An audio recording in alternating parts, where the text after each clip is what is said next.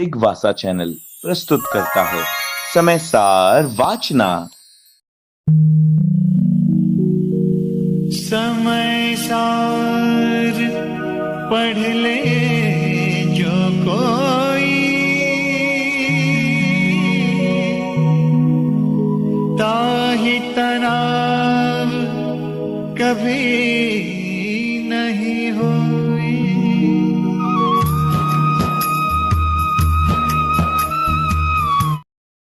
ओम नमः श्रीदेव्यः। जय बोलिए त्रिकालवर्ती त्रैलोक पूज विश्वाराध्य पंच परमेष्टि भगवान की, अनंतानंत शुद्ध परमेष्टि भगवान की, वर्तमान जिन शासन श्री वर्धमान महावीर भगवान की, परम पूज्य आचार्य भगवंत श्री कुंद कुंद स्वामी मुनि महाराज की, परम पूज्य चारित्र आचार्य वंशी शांत सागर जी मुनि महाराज की, परम पूज्य सिद्धांत चक्रवर्ती आचार्य गुरुदेव श्री विद्यानंद जी मुनि महाराज की। जैनम जयतु शासनम विश्व कल्याण कारकम। उपस्थित धर्म स्नेही सत श्रद्धालु, भव्यवर पुंडरीक पुण्यात्मा महानुभाव, आचार्य भगवान कुंद कुंद स्वामी द्वारा विरचित समय सार ग्रंथ की वाचना यहाँ पर चल रही है। आचार्य महोदय यहाँ पर जीव के कर्तृत्व भाव के संबंध में अत्यंत विशद और बृहद व्याख्यान कर रहे हैं। जीव किस प्रकार से करता है, जीव किसका करता है, जीव किसका भोगता है। यहाँ पर आचार्य महोदय के भावों में यह है, यदि कर्तृत्व और भोक्तृत्व यह जीव की समझ में आ जाए तो यह जीव अपने स्वभाव को सहजता में प्राप्त कर सकता है। जब तक जीव कर्तृत्व भोक्तृत्व के संबंध में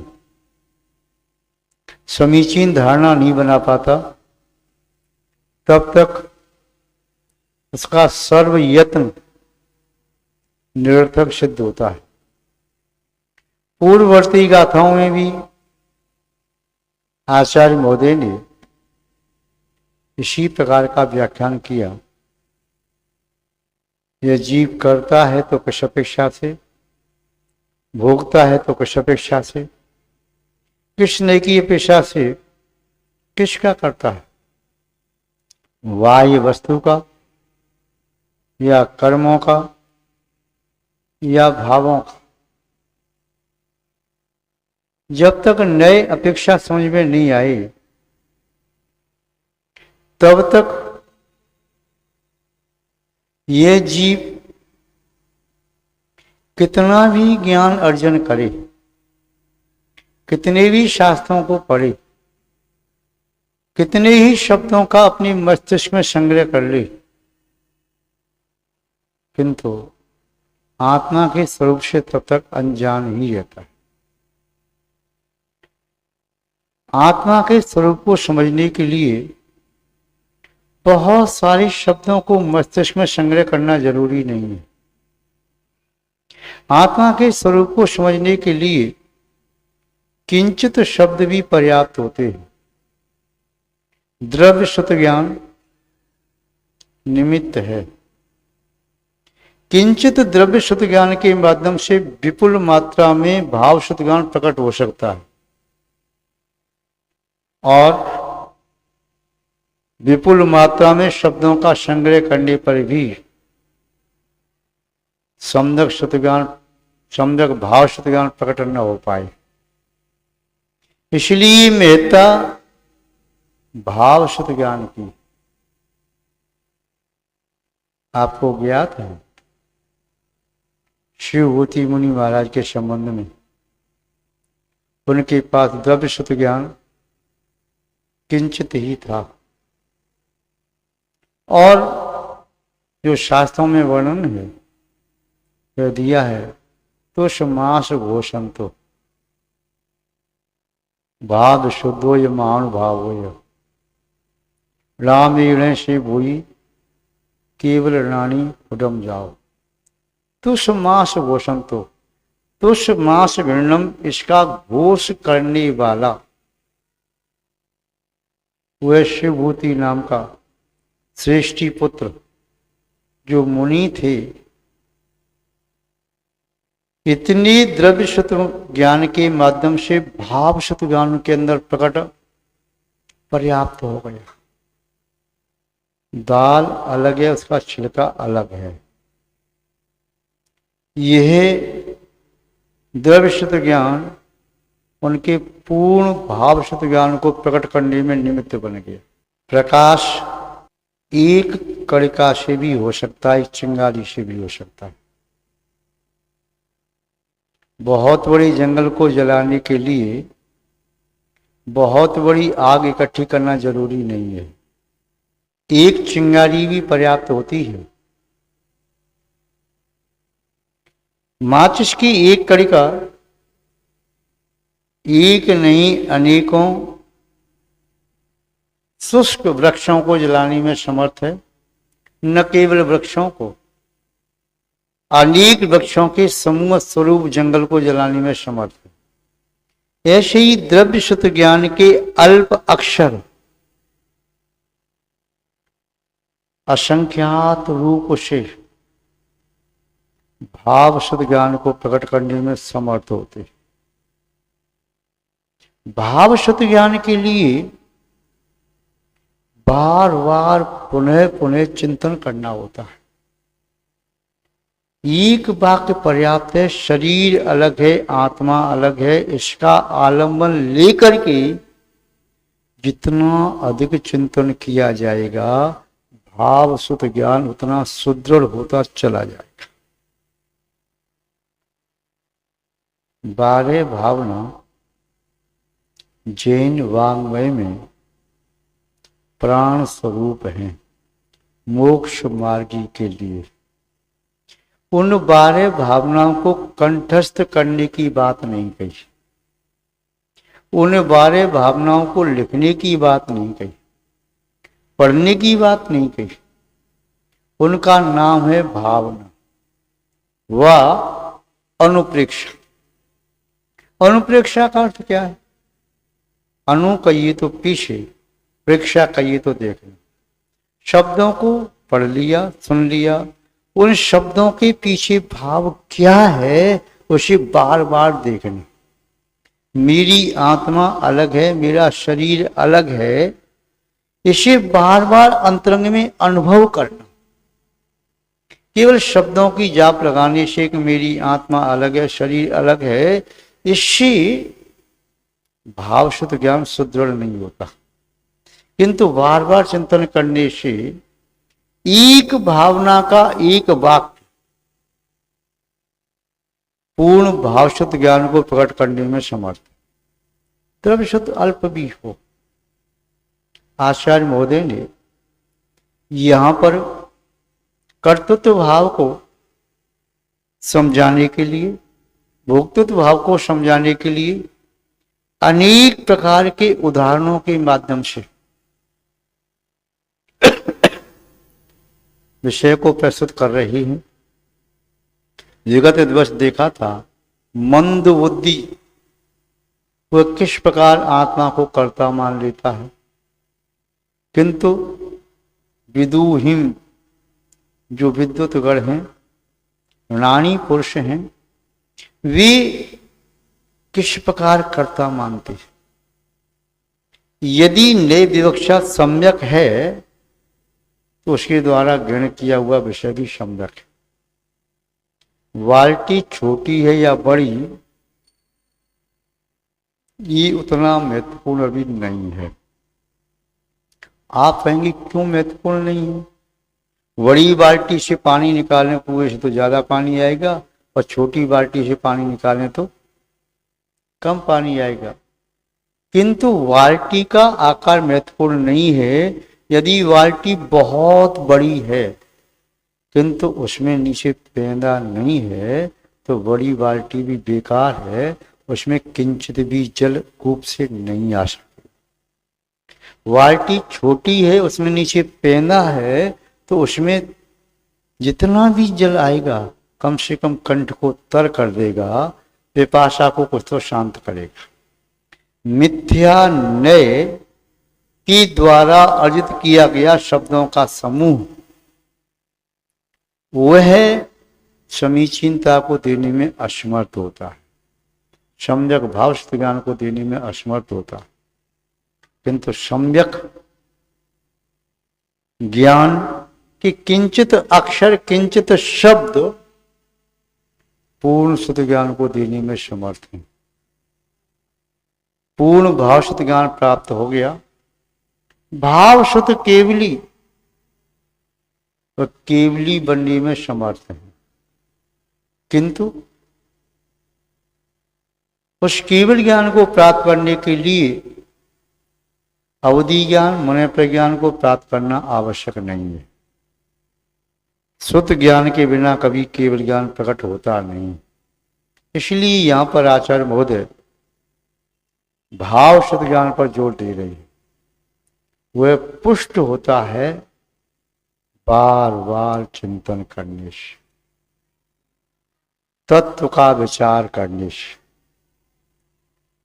भावनाएं एक नहीं सैकड़ों भावनाएं आपने अलग अलग आचार्यों द्वारा प्रणीत पढ़ी, सुनी, लिखी, व्याख्यान दिया, किंतु एक भी भावना आपके अंतरंग में उतर करके नहीं पहुंची तो अनेक बार पढ़ने का, सुनने का, लिखने का, व्याख्यान करने का कोई अर्थ सिद्ध नहीं होता है।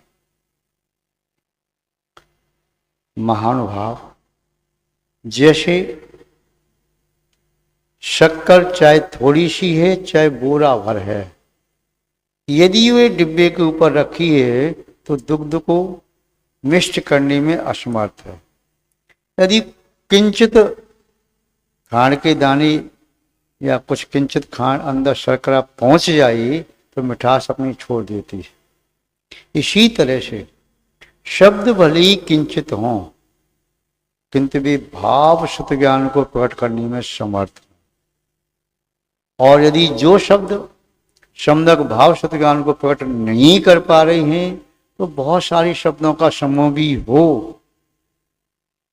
तो वे भी परिग्रह बन जाता है। ज्यादा शब्दों का संग्रह मस्तिष्क में किया और वे आपके चित्त को स्थिर करने में असमर्थ हैं, आपको समीचीन चिंतन देने में असमर्थ हैं, तो वे शब्द भार स्वरूप हैं, बोझ स्वरूप हैं। इसलिए आचार्य महोदय बार बार एक ही बात को अनेक दृष्टांतों के माध्यम से समझा रहे। बात इतनी सी है कि आत्मा अलग है, शरीर अलग है। बात ये है कि आत्मा किस नय से किस किस का करता है, व्यवहार नय, निश्चय नय, शुद्ध निश्चय नय, ये सब इसी बात को कह रही हैं। आचार्य महोदय इसी बात को पुनः प्रस्तुत करते हैं। व्यवहारेण दो आदा करीदि घटपट हृदादि वाणी करणाण्य कम्माण्य लोकम्माण्य विवेहाणी।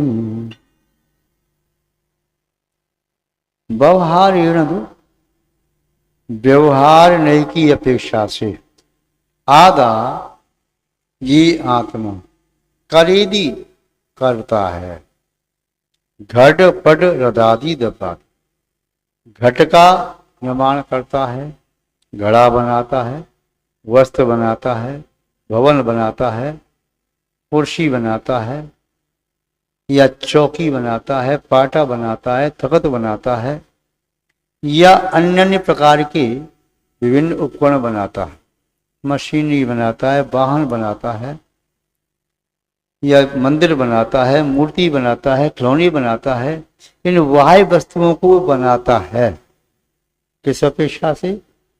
व्यवहारेण दो, व्यवहार नहीं की अपेक्षा से। और व्यवहार नहीं की अपेक्षा से कह रहा है तो मिथ्या नहीं कह रहा। ये चौकी किसने बनाई, ये पाटा किसने बनाया, ये भवन किसने बनाया, ये मशीनी किसने बनाई, ये वाहन किसने बनाया?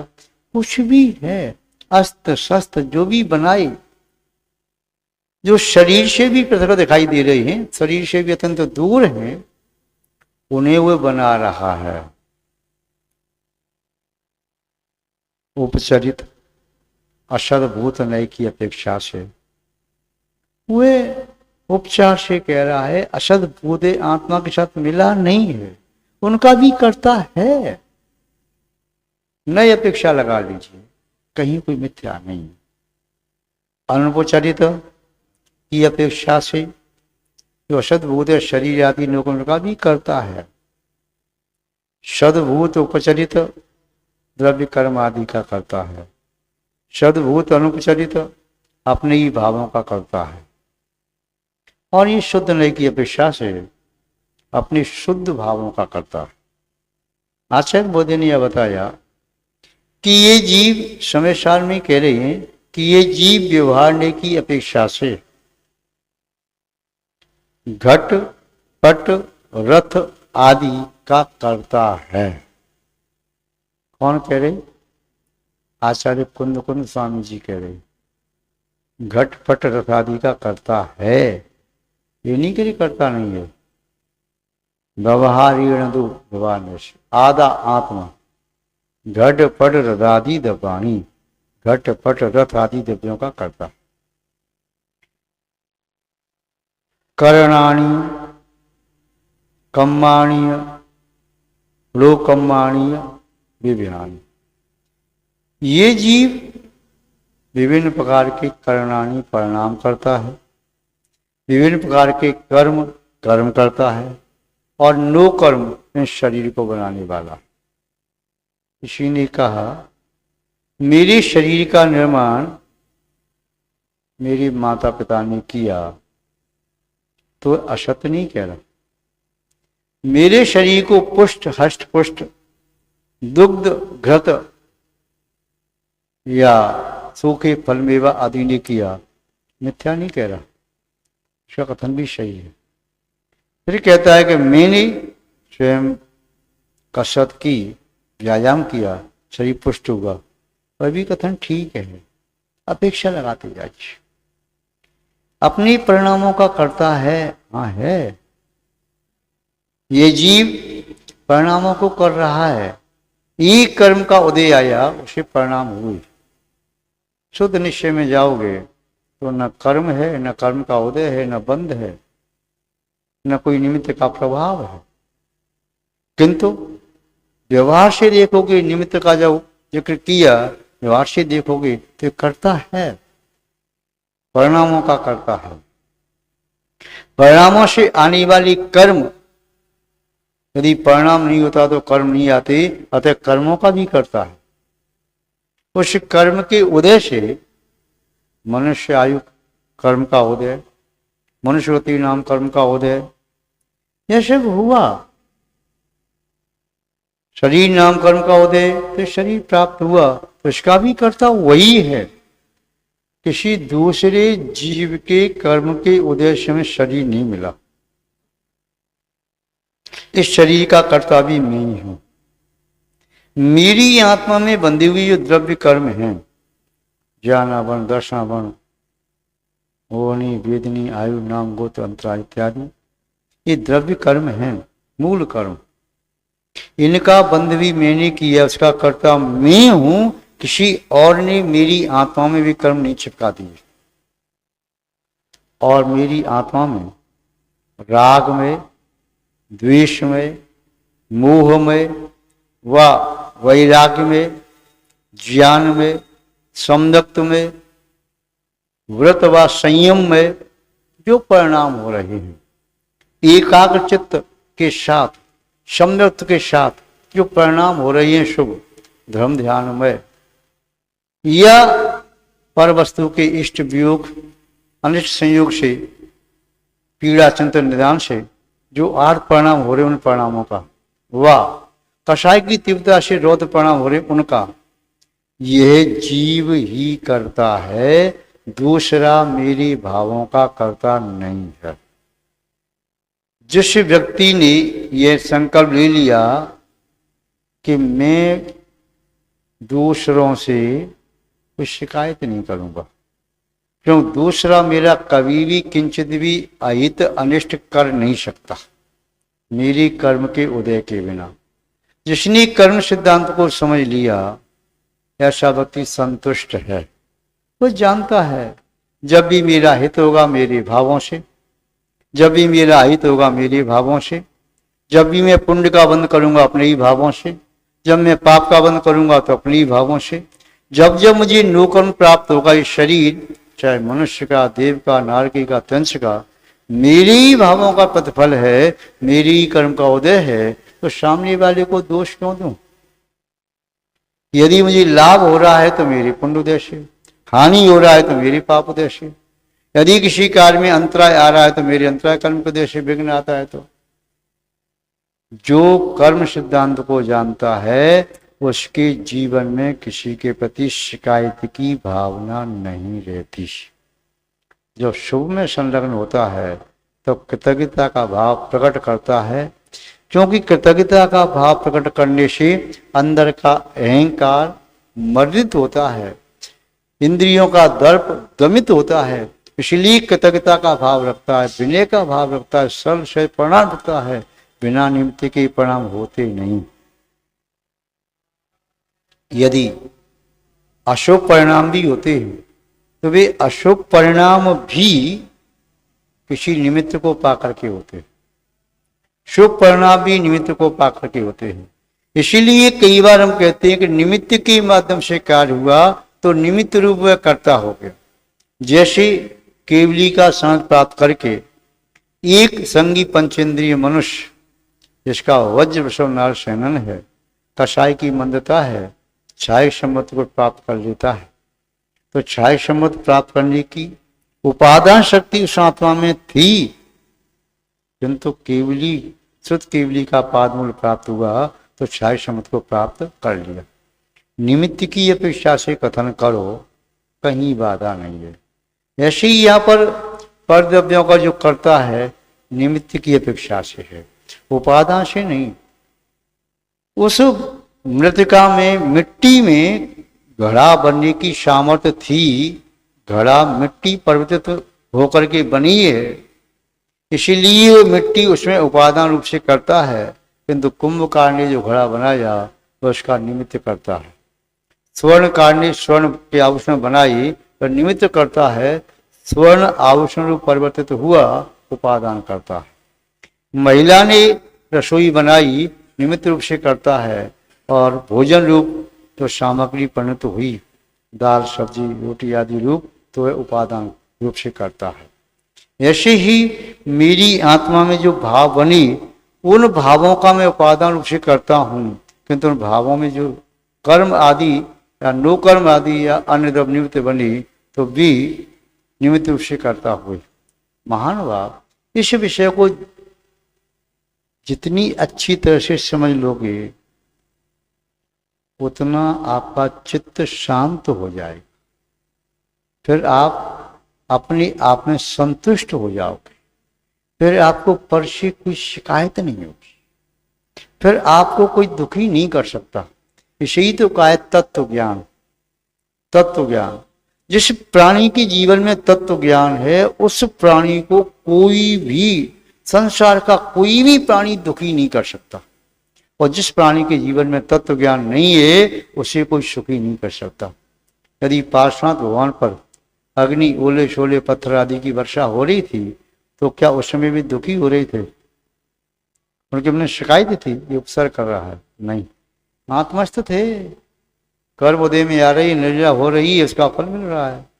सुकौशल मुनि, सुकुमार मुनि, गजकुमार मुनि, पांडव मुनि या दंडक राजा के द्वारा जिन्हें दंड किया गया 500 मुनि ज्ञानी में टेढ़े, या अन्य धर्मघोष आदि मुनि, या कंपनाचार्य आदि शास्त्रों साधु, उन्होंने कोई शिकायत नहीं की। आत्मस्थ पूर्व में कोई कर्म का बंध किया, वह कर्मोदय में आ रहा है। मैंने कर्ज लिया, अब मैं कर्ज को समता से भाव रख करके चुका दूंगा तो कर्म निर्जीर्ण हो जाएगा। और यदि मैंने विषम परिणाम रखा तो कर्ज को मैंने चुकाया और हाथ में दूसरा कर्ज ले लिया तो मैं कर्ज से मुक्त नहीं हुआ। हाथी ने स्नान किया, स्नान करने के उपरांत पुनः बाहर निकलते ही नदी झील तालाब से बाहर आया और धूल मिट्टी अपने ऊपर डाल ली, ज्यों की तो समल हो गया, अपना से गंदा कर लिया। जो व्यक्ति अपनी पाप कर्म के उदय में व पुण्य कर्म के उदय में अपनी परिणामों में क्षमता नहीं रख पाता है, वह पुनः पुनः नई नई कर्म का बंध करता चला जाता है और फिर वह कर्मों से मुक्त नहीं हो पाता। किंतु जो यति साधु या ज्ञानी पुरुष अपनी परिणामों में क्षमता का भाव रखता है, चाहे पुण्य का उदय आए चाहे पाप का उदय आए, और वह समत्व से युक्त होता है, साक्षी भाव से समत्व परिणाम से देखता है कर्म आ रहा है जा रहा है, किंतु उसे पकड़ता नहीं, तो कर्मों से शरीर मुक्त हो जाता है। पहले आते हुए कर्मों को संबर भाव से रोकता है, फिर पूर्व में बंधी कर्मों को निर्जरा से निर्जीर्ण करता है, और जब सब कर्म निर्जीर्ण हो जाते हैं तो मोक्ष को प्राप्त कर देता है।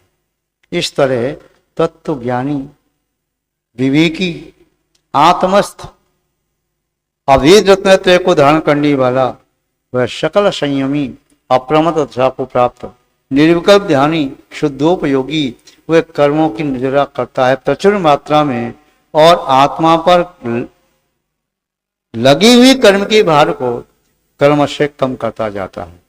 किंतु जो अपनी परिणामों में समत्व भाव प्रकट नहीं कर पाता, केवल बाह्य द्रव्य क्रिया करता रहता है, तो द्रव्य क्रिया से उतना कर्म का भार कम नहीं होता।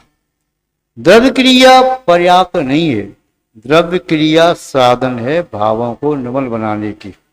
द्रव्य क्रिया यदि कुछ भी चल रही है और भाव निर्मल नहीं हो रहे, तो उसके माध्यम से मोक्ष की प्राप्ति नहीं। युष्मात् क्रिया प्रतिफलंतन भाव शून्य, भाव शून्य क्रियाएं समीचीन प्रतिफल को देने में असमर्थ होती हैं। इसका अर्थ हिंदी में देख लेते हैं। पूज्य आचार्य श्री विद्यासागर जी महाराज ने इसका पद्यानुवाद किया है वसंत का छंद में। गाथा के शब्दों में अपना भाव भर करके क्या शब्दों का प्रयोग किया है उसे भी देख लें। करता कुम्हार घट का व्यवहार से है, करता कुम्हार घट का व्यवहार से है, वो क्योंकि निश्चित सहायक बाह्य से है, वो क्योंकि निश्चित सहायक बाह्य से है, होता उसी तरह ये जीव सुनिश्चित करता, नो कर्म कर्म मन का जिन शक्ति का भरता। आचार्य महोदय ने कहा, जैसे कुमार यदि घड़े का करता है, बढ़ई रथ का करता है, यदि जुलाहा वस्त्र का करता है, तो व्यवहार की अपेक्षा से है, शुद्ध निश्चय से नहीं। यह शुद्ध निश्चय से आत्मा परद्रव्य का कर्ता नहीं होता, शुद्ध निश्चय की अपेक्षा से कर्म का कर्ता नहीं होता, शुद्ध निश्चय की अपेक्षा से अशुभ व अशुद्ध भावों का कर्ता नहीं होता, शुद्ध निश्चय की अपेक्षा से अपने शुद्ध भावों का ही कर्ता होता है। इस तरह नई अपेक्षा से विषय को समझने का हमें सम्यक पुरुषार्थ करना चाहिए, और कर्म सिद्धांत को समझते हुए जीवन में से शिकायतें कम कम और कम करते जाना चाहिए। आत्मस्थ व्यक्ति के जीवन में कुछ शिकायत नहीं होती, परस्थ व्यक्ति जितना पर में अटका हुआ है उसके जीवन में उतनी ज़्यादा शिकायतें होती हैं, और जिसके जीवन में जितनी ज़्यादा शिकायत होती हैं वह उतना ज़्यादा संसारी है, दुखी है, और दीर्घ काल तक परिभ्रमण करेगा। और जो आत्मस्थ है, समत्व से युक्त है, वो उसका संसार अत्य अल्प रह गया है और उस समय समत्व भाव के साथ भी अपरिमित अत्यंत अनुपम आनंद का अनुभव करता है और वे आनंद भी कर्म निर्जरा का कारण है। इसलिए आप भी अपने जीवन में समत्व भाव को प्रकट करो, समत्व भाव को जगाओ, कर्म सिद्धांत को समझो, नई अपेक्षा से व्यवहार निश्चय शुद्ध निश्चय आदि को जानो, जानने की कोशिश करो। यही शाश्वत श्रेयस्कर मार्ग है, आप उसके पथिक बने, ऐसी हम भावना भाते हैं। इसी के साथ शब्द श्रृंखला को विराम देते हैं। जय बोलिए श्री शांतनाथ भगवान की, पूज्य आचार्य गुरुदेव श्री विद्यानंद जी महाराज की, श्रीमद् जैन धर्म की।